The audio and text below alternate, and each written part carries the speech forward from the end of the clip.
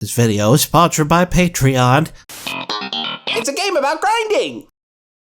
How do we know when it's over? I do! Boy, oh boy, Multiverses is, kind of stinky, huh? Did anybody see this coming?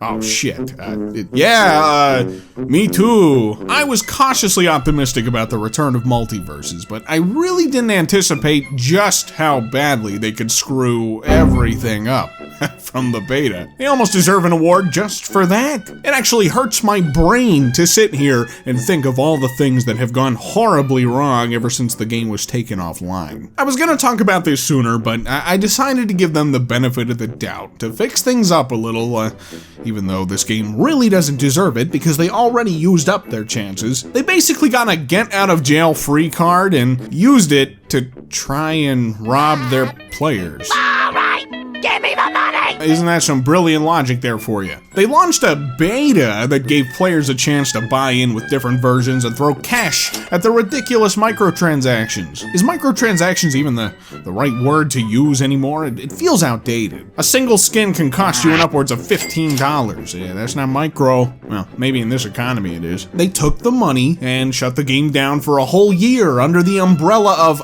Actually, it was a beta. You heavily monetized a beta? And I'm kind of just scratching my head now, like, what did they do?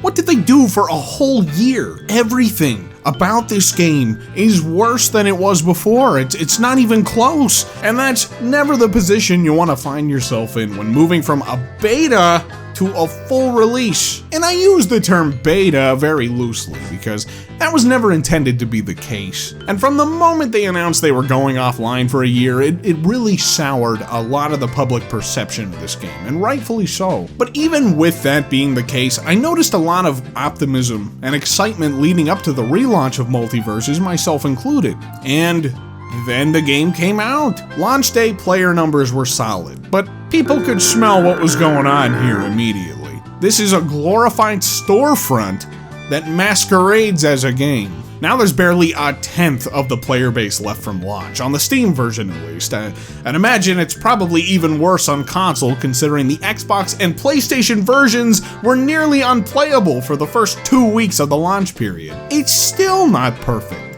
This is what we waited for? It's disappointing because I thought the beta held a lot of promise. It wasn't perfect even back then, but compared to what we have now, that version looks like a masterpiece. The servers were broken and buggy for roughly the first 3 weeks following launch. Characters are ridiculously unbalanced, which is crazy because a lot of the balancing issues had been resolved during the open beta period. There's a bunch of missing features, like you still can't see the end of match results at the time of writing this, such a basic thing for your fighting game. Hey, Al from the future here. Now you can see the match results.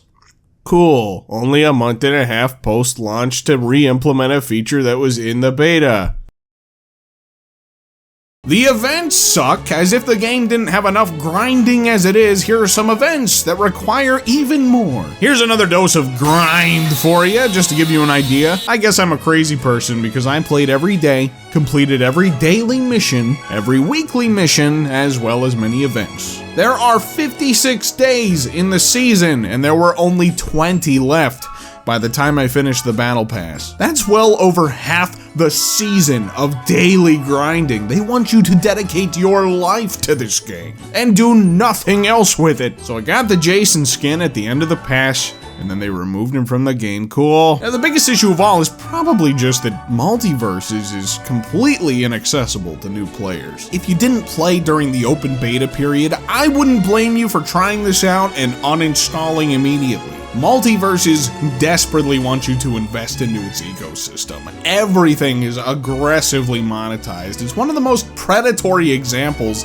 that I've seen in a while for a non-mobile game. Let me put it like this, it seems like they want you to spend on skins and cosmetics above everything else, but To even get to the point where you're invested enough to want to spend an upwards of $15 on a skin, you would need to have a character that you really love playing as that you would want to trick out with some cool cosmetics. If you're a new player, good luck with that. Somebody mathed it out and it could take you anywhere from 30 to 75 hours of non-stop grinding to even unlock a single character. So you need to grind and grind and grind and grind to unlock a character for the privilege to overspend on skins and cosmetics for a character you like.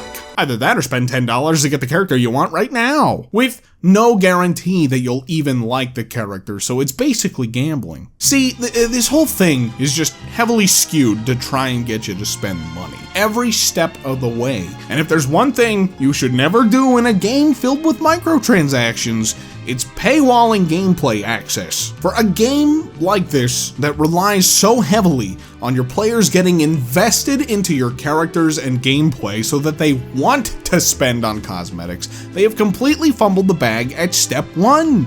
Let your players play. If they were smart, they should make all the characters free, or at least more than just Shaggy. It lets you try everyone out, and you might end up finding many different characters that you really enjoy that you might not have tried out otherwise. And then the more you play, the more invested you become to the point that you might want to drop a few dollars on a cool skin. But that's not the way it is. Currently, if you spend money to unlock all the characters, you're looking at a steep $260 for everybody. No game is worth that much. They are gatekeeping the game from the very audience that they want and need to attract. And now they're paying dearly for it. At least let people spend a flat standard retail price to unlock your goddamn roster. You allowed it during the beta. Why remove the option? This is stupid. You're stupid, Multiverses. I just don't see any way to course correct this. You know, the damage has been done multiple times. This relaunch was supposed to be the course correction, and they completely fumbled it right out the gate. This was the chance to prove that Multiverses could have staying power, and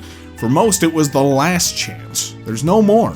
No more chances. You would think that character reveals will be the lifeblood to keep people coming back, and you might even see some brief spikes in player count for the first few new releases. But people are gonna log in, remember that, oh yeah, I need to grind for 70 hours to play as this guy, and log out. It is a horrendously mismanaged system, and like I said, Warner Brothers is going to be paying for it. They already are. The daily player count on Steam isn't even cracking 10K anymore. This is 3 weeks after the relaunch at this point. That peaked at over 100,000 players. It just sucks, man. It really sucks. I had a lot of fun with the beta, so I was really rooting for this relaunch to be a success. Despite everything, I have had some fun playing the relaunch, but like I said, everything about this game, including the gameplay, is just worse than it was before. I'm really only sticking around because I was invested previously, and not because of my own money either. I was given the Founders Pack by Warner Bros. During the beta period, but if they hadn't done that, I probably would have checked out a while ago, because it's just so hard to get into. Even someone like myself, with a lot of time invested into the game, I still have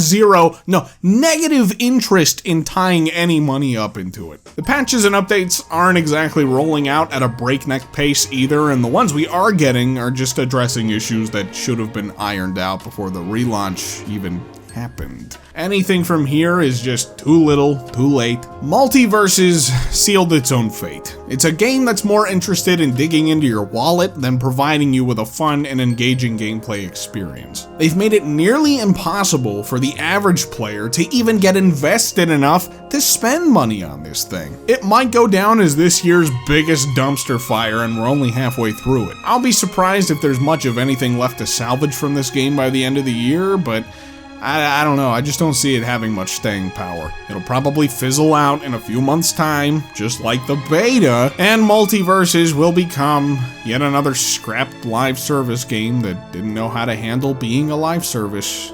GG, Multiverses. It was fun while it lasted. Of course, I gotta give a big fat shout out to my $10 patrons: BiggWeast, Memesley V3, Cryocrax, the Pumpkin Usurper, Steven Ison, and Zaveghunter. Thank you guys so much for your support. I love you. Thank you.